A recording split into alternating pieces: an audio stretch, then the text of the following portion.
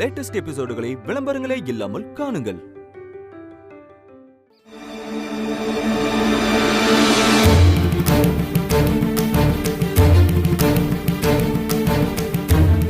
சொல்லு பக்தா.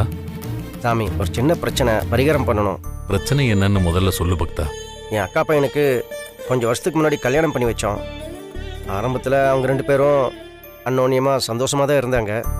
அதுக்கப்புறம் அவங்க 2 பேர்த்துக்குள்ளே ஏதோ சின்ன கருத்து வேறுபாடு, அதனால் சண்டை போட்டுட்டு பிரிஞ்சிட்டாங்க.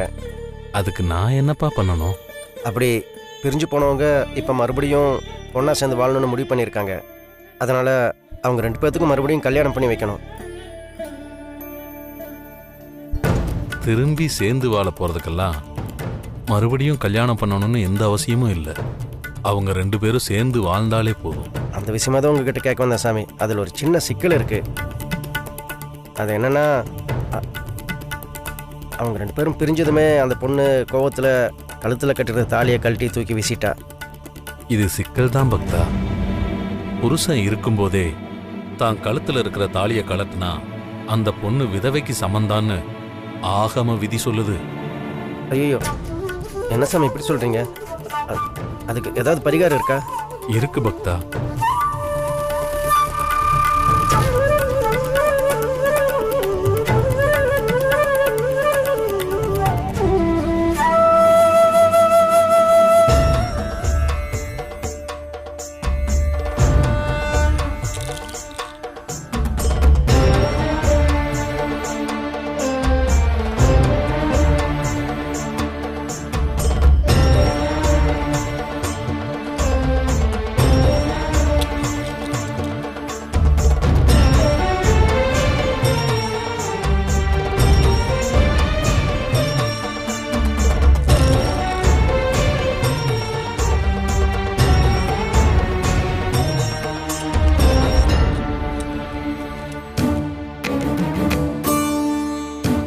இந்த மாதிரி பிரிஞ்ச புருஷன் பொண்டாட்டி மறுபடியும் ஒன்று சேரும்போது திரும்பவும் அதே மாதிரி எந்த மனக்கசப்பான விஷயங்கள் நடக்காம இருக்கவும், அதே சமயம் அந்த பொண்ணு கழுத்துல தாலி இறங்கின பாவத்துக்கு ஒரு பரிகாரம் இருக்கு. அது என்ன சாமி? அந்த பையனை முதல்ல ஒரு வாழை மரத்துக்கு தாலி கட்ட சொல்லி அதை வெட்டி போட்டுட்டு அப்புறம் அந்த பொண்ணு கழுத்துல அம்பாள் சாட்சியா தாலி கட்ட சொல்லுங்க. அப்படியே பண்ணிடுறோம் சாமி. பரிகாரம் அதோட முடியல. வேற என்ன பண்ணணும் சாமி? கல்யாணம் முடிச்சிட்டு 12 பேருக்கு அன்னதானம் பண்ணுங்க. அவங்க வாழ்க்கை சுபமா இருக்கும். அப்படியே பண்ணிடுறேன் சாமி. நல்லது. ரொம்ப நன்றி. வரேங்க.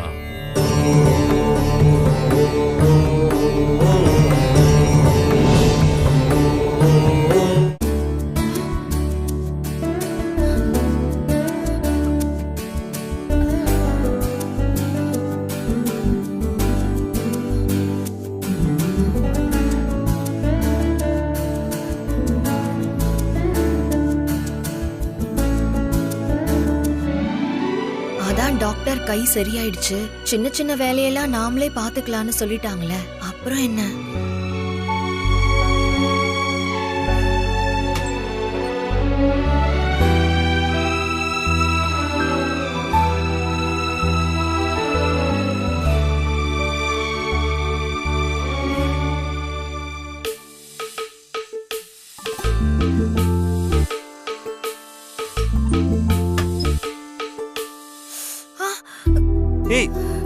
ஏய் மித்ரா, என்னாச்சு? என்ன பண்ணிட்டு இருக்க? நீ என்ன கூப்பிடலாம்ல? இல்ல வினய், அதான் டாக்டர் சின்ன சின்ன வேலையெல்லாம் நானே செய்யலான்னு சொல்லிட்டாங்கல்ல. அவங்க சொன்னாலும் நீ முழுசா சரியானதுக்கு அப்புறம் உன் வேலையெல்லாம் பாத்துக்கோ, சரியா? இப்ப முடியாத கையால பண்ண முடியாம பண்ணி தலை சரியா காயமா அப்புறம் கோல்டு வந்துட போகுது. குடு, நானே பண்றேன். இல்ல வினய், வேணாம், நானே பாத்துக்கிறேன். மித்ரா, நீ டவலை கொடு, சொல்றது மட்டும் கேளு. வா வா உக்காரு.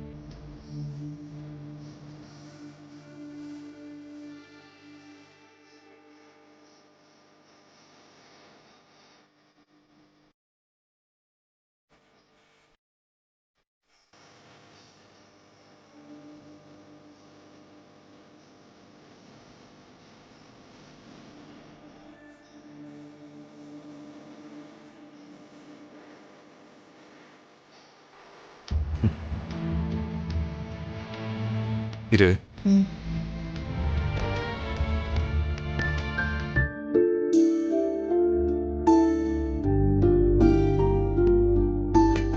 என்னது இது? இதெல்லாம் எனக்கு வேண்டாம், நான் பண்ணதே இல்ல. மித்ரா, குளிச்சுட்டு சாம்பிராணி போக போட்டாதான் கோல்டு பிடிக்காம இருக்கும். இல்லைன்னா தலைவலி வரும், தேவையில்லாத உடம்புக்கு பிரச்சனைகள்லாம் வரும். நீ எதுவும் பேசாத, நம்ம அப்புறமா பேசிக்கலாம். தலையை காட்டு காட்டு.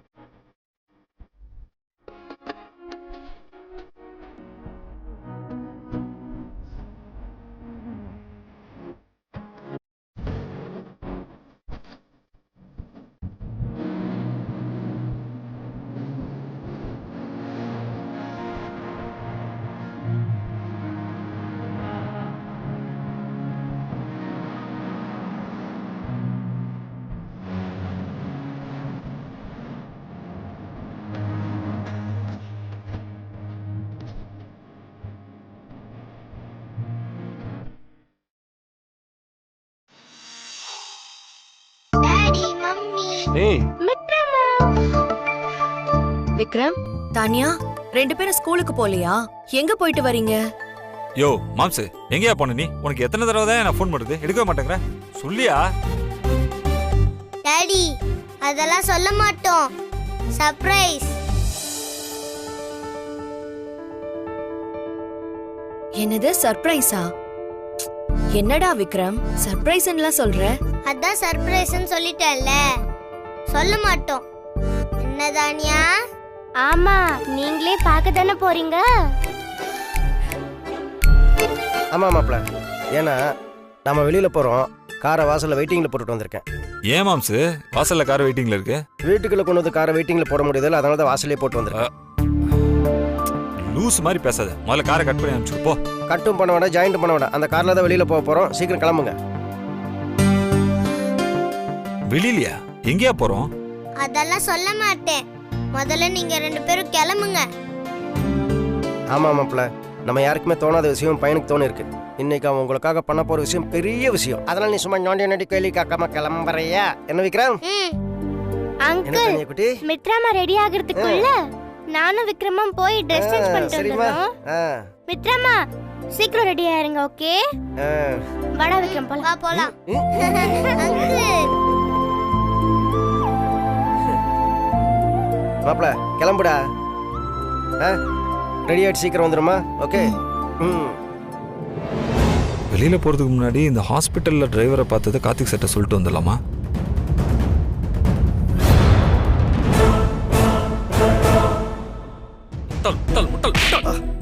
உன்னெல்லாம் வச்சு ஒண்ணுமே பண்ண முடியாது. உன்னெல்லாம் இந்த ஊருக்குள்ளேயே பார்க்க கூடாது தான் உனக்கு வெளியூர் போறதுக்கு காசு அனுப்பிச்சு வச்சேன்.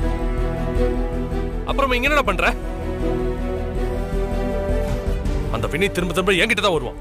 உன்னை அங்க பார்த்தா இங்க பார்த்தான்னு இதெல்லாத்துக்கு நீ தானே காரணம். இடியட். சார், என்ன மன்னிச்சிருங்க சார், ப்ளீஸ் சார். இனி நான் தப்பு பண்ண மாட்டேன் சார். என்னடா மன்னிச்சிருங்க? என்ன மன்னிச்சிருங்க? நீ மட்டும் அவங்கிட்ட மாட்டிதான் என்ன ஆயிருக்கும் தெரியுமா? நானும் உன்னோட சேர்ந்து ஏதாவது போலீஸ் ஸ்டேஷன்ல அட்டெம்ப்ட் மர்டர் கேஸ்ல கம்பி எண்ணிட்டு இருந்திருக்கணும். சாரி சார், நானும் வெளியூருக்கு போலாருனா சார் கிளம்புனேன். ஆனால் என்னால் என் பொண்டாட்டி பிள்ளைய விட்டு போக முடியல சார். சாரி சார், என்னை மன்னிச்சிருங்க சார். இனி இந்த ஊர்லேயே இருக்க மாட்டேன் சார். நான் எங்கேயாவது போயிடுறேன் சார், என்னை விட்டுருங்க சார். டேய் குணா, இவனெல்லாம் நம்ப முடியாது. ஊருக்கு போறான்னு நம்மளே ஏமாத்திட்டு இங்கே இருந்தாலும் இருப்பான்.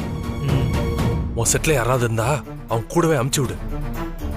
இன்னும் ஒரு 2-3 மாசத்துக்கு இவன் யார் கண்ணிலும் படாம ஏதாவது அதர் ஸ்டேட்ல தான் போயிருக்கணும். புரியுதா? மச்சான், நான் பாத்துக்கிறேன், ஃப்ரீயா விடு. இடியட் இடியட், உன்னை இந்த பக்கம் பார்க்கவே கூடாது.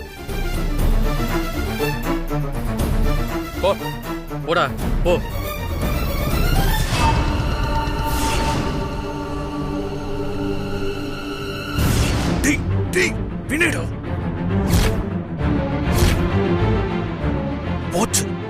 போச்சு. அவன் மட்டும் ஒண்ணு இங்க பார்த்தான், அவ்வளவுதான்.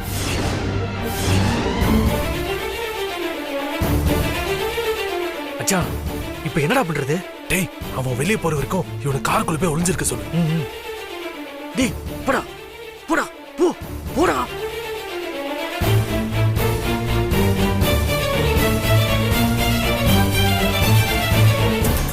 வாங்க வாங்க வினய், என்ன இந்த பக்கம்?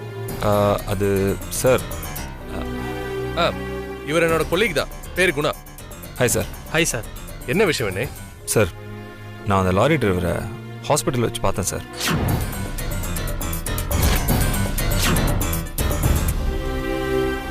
டிரைவரியா? யாரு? அதான் சார், அந்த ஆக்சிடென்ட் பண்ணால அந்த ராஸ்கலை, அந்த லாரி டிரைவர் சார். அவன் முகம் எனக்கு நல்ல மனசுல பதிஞ்சிருக்கு சார். அவனை மட்டும் நான் எங்கேயாவது பார்த்தேன்னு வச்சுக்கோங்க, கண்டிப்பா அவனை பிடிச்சி அவன் கையை காலை பொட்டச்சு உங்க முன்னாடி வந்து நிறுத்துறேன் சார். என்ன சொல்றீங்க வினய், உண்மையாவா? ஆமாம் சார். நான் இப்போ நீங்கள் எனக்கு ஒரு ஹெல்ப் பண்ணும் சார். சொல்லுங்க வினய், என்ன உதவி? சார், அவனை பற்றி இந்த லாரி டிரைவர் அசோசியேஷனில் போய் விசாரிக்கணும். நான் தனியாக போய் விசாரிச்சா எதுவும் பிரச்சனை பண்ணுவாங்க, அதான் கொஞ்சம் நீங்கள் ஹெல்ப் பண்ணும். ஓ அப்படியா? பண்ற வினய், பண்றேன், ஒன்றும் பிரச்சனை இல்லை, பண்றேன். சார், என்னாச்சு? ஏன் ஒரு மாதிரி பதட்டமாக இருக்கீங்க? ஏதாவது பிரச்சனையா? அதெல்லாம் ஒன்றும் இல்லை வினய், ஆஃபீஸில் ஒரு சின்ன இஷ்யூ, அது சரியாயிடும், நீங்கள் ஃப்ரீயாக விடுங்க. அப்புறம் என்ன கேட்டீங்க? இந்த லாரி டிரைவர் அசோசியேஷன் தானே? நான் அது என்னன்னு விசாரிக்க சொல்கிறேன் வினய். வினய், நீங்கள் போய் மித்ராவை நல்லா பார்த்துக்கோங்க, போங்க. அது சார். வினய், நான் இருக்கும்போது நீங்கள் ஏன் இவ்வளோ மெனக்கிடணும்? நான் பார்த்துக்கிறேன். குணா, என்ன குணா, வினய் சொன்னது கேட்டுச்சுல்ல? பார்த்துக்கலாம் மச்சான். வினய், இவருக்கு நிறைய ஆட்களை தெரியும், நான் பார்த்து விசாரிக்க சொல்றேன்.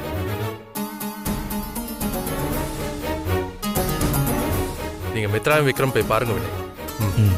Okay sir.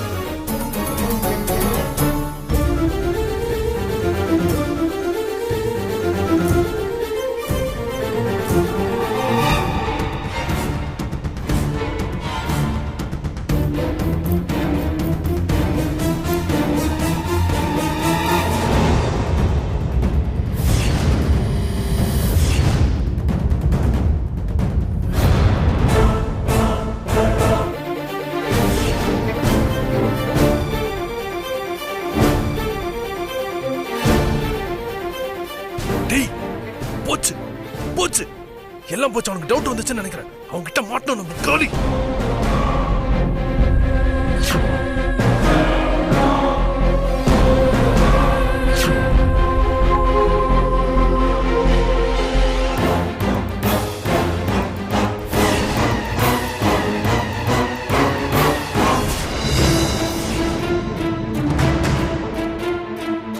டோர் சரியா மூடல சார், இப்படி எந்த டஸ்ட் ஃபார்ம் ஆயிடும்.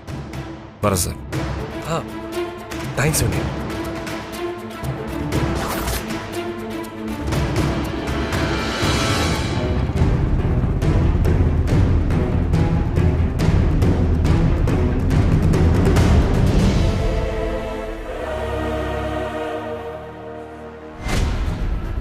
குணா, பார்த்தல, இப்பவே நீ கிளம்பு. கொஞ்ச நேரத்துல உசிரே போன மாதிரி ஆயிடுச்சு. இதுக்கு மேல அவங்க இருக்கவே கூடாது. முதல்ல கிளம்பு, கூட்டிட்டு கிளம்புடா. ஓகே மச்சான்.